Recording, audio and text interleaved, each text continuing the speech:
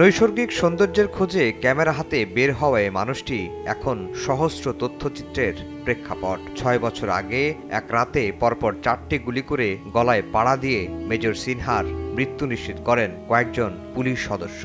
প্রথমে তাকে 2টি গুলি করা হয়েছে, একটু এগিয়ে যেয়ে আরও 2টি গুলি করা হয়েছে। প্রদীপ এসে তার নলির উপরে বুটের আঘাতে মৃত্যু নিশ্চিত করেছে। আলোচিত এই মামলায় ওসি প্রদীপ কুমার দাস, পরিদর্শক লিয়াকত আলীর মৃত্যুদণ্ড এবং 6 জনের যাবজ্জীবন সাজা দিয়েছিলেন বিচারিক আদালত। সে রায় সোমবার বহাল রাখেন উচ্চ আদালত। রায়ে সন্তুষ্ট সিনহার পরিবার। বোন বলছেন, স্বস্তি মিলবে কার্যকর হলে। যদি একই রায় থাকে এবং রায়টা কার্যকর হয়, সেদিনে আমরা বলবো আসলে আমরা চূড়ান্তভাবে সন্তুষ্ট।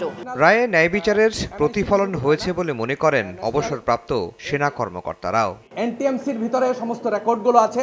ওই রেকর্ড পেলে আইজিপি, তৎকালীন আইজিপি বাইজিদ সাহেব, এসপি সাহেব, আব্দুল্লাহ সাহেব, ওনাদের সমস্ত লিঙ্কগুলো পরিষ্কারভাবে বের হয়ে আসবে। আমরা আশা করি দ্রুততম সময়ে এই রায় কার্যকরী হবে।